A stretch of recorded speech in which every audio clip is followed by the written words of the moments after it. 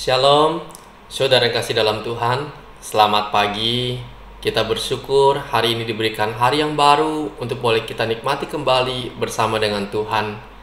Bertemu kembali dengan saya dalam channel Sate Kristen, yaitu Saat Teduh Kristen. Saudara, sebelum kita merenungkan firman Tuhan, mari kita berdoa terlebih dahulu.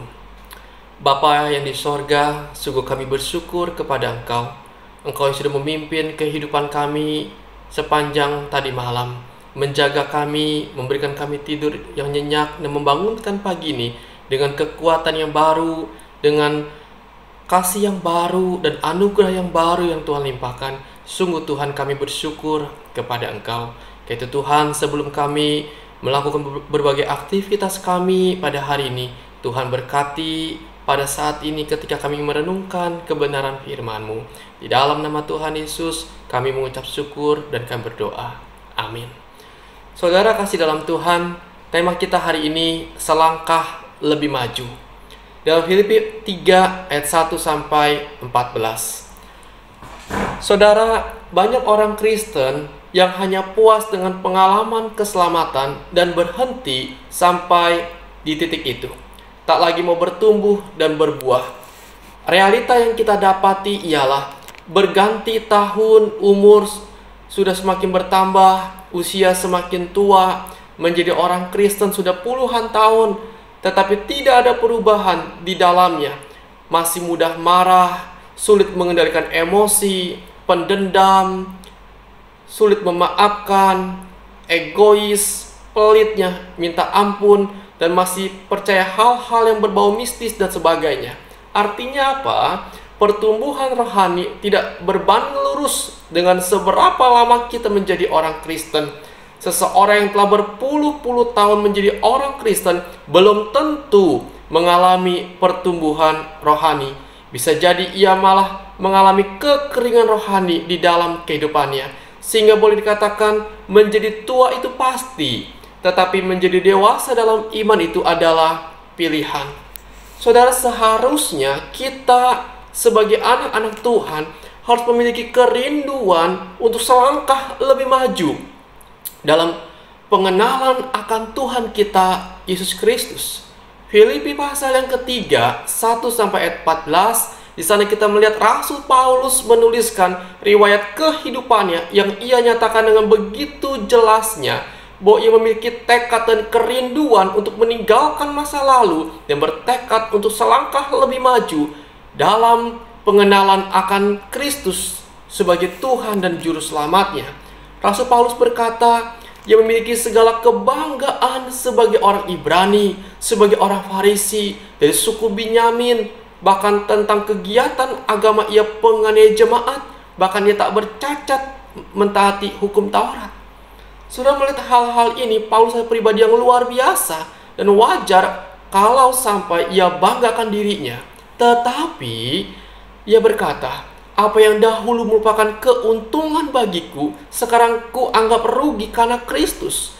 Malahan segala sesuatu ku anggap rugi karena pengenalan akan Kristus Yesus Tuhanku lebih mulia daripada semuanya.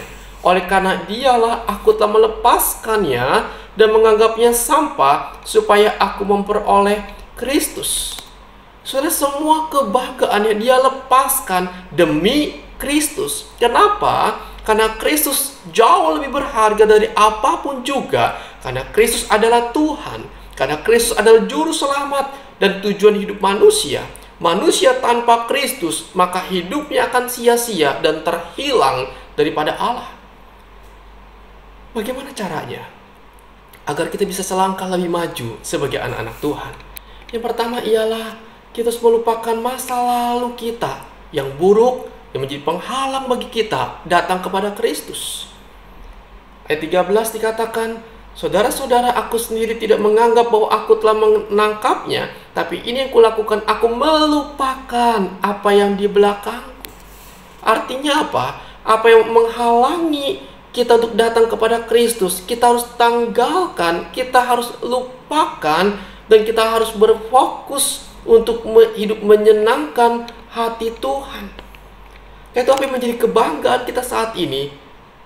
Segala kebiasaan yang buruk, kemalasan, pemahaman yang keliru tentang Allah, kegagalan harus kita tanggalkan, harus kita lupakan, dan kita memandang ke depan.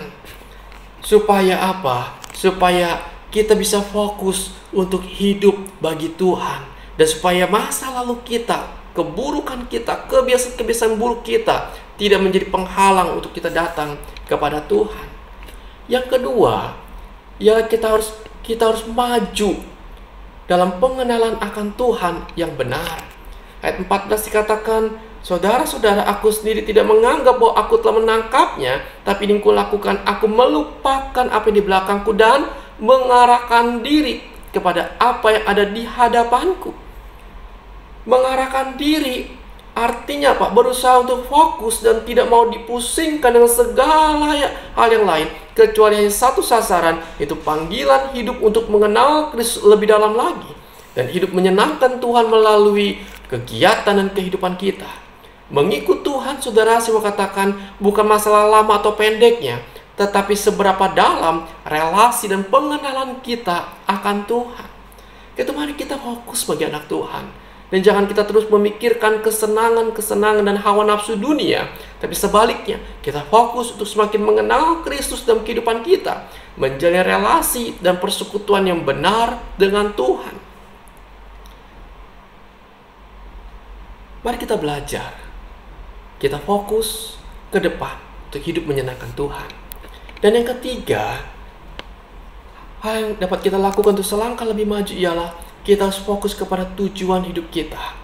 Rasul Paulus katakan, dan berlari-lari kepada tujuan untuk memperoleh hadiah, itu panggilan sorgawi dari Allah dalam Kristus Yesus.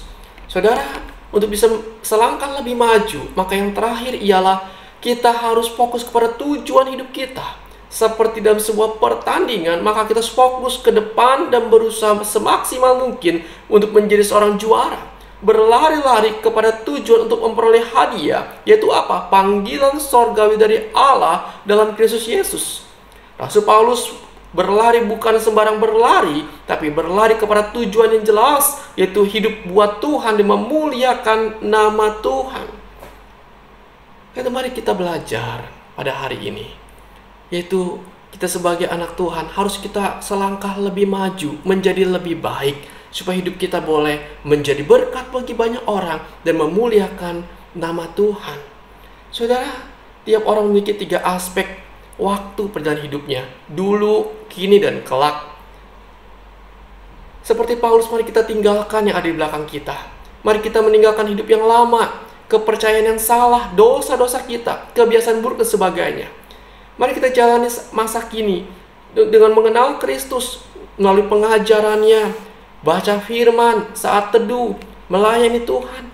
Dan mari kita mengejar harta sorgawi yang Tuhan peruntukkan bagi masa depan kekal kita, supaya hidup kita boleh memuliakan nama Tuhan. Mari kita belajar untuk hidup boleh lebih sungguh lagi di hadapan Tuhan. Kiranya firman Tuhan menjadi berkat buat kita. Amin. Bapa yang di sorga, kami sungguh bersyukur kepadamu. Kasih-Mu Tuhan yang begitu besar, yang begitu berlimpah buat kami. Tuhan, kami ingin lebih maju di dalam kehidupan kami sebagai anak-anak-Mu Tuhan. Kami hidup lebih lagi mengenal Engkau dalam kehidupan kami. Kami tidak ingin Tuhan hidup terus dan berkubang di dalam dosa, tapi kami ingin Tuhan hidup memuliakan nama-Mu.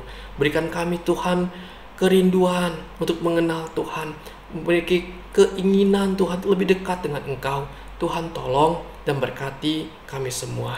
Terima kasih Tuhan untuk firman-Mu. Bapa di sorga, kami berdoa kepada Engkau, seluruh anak-anak-Mu Tuhan dimanapun mereka berada, yang mau melakukan berbagai aktivitas mereka sepanjang hari ini. Tuhan berkati mereka, Tuhan sertai mereka. Yang berdagang Tuhan berkati ya Tuhan, yang bekerja Tuhan berkati Tuhan. Oh Tuhan tolong mereka juga Tuhan yang sedang mencari pekerjaan, biar Tuhan boleh buka jalan Tuhan, sehingga mendapatkan pekerjaan yang baik untuk mencukupkan kebutuhan mereka.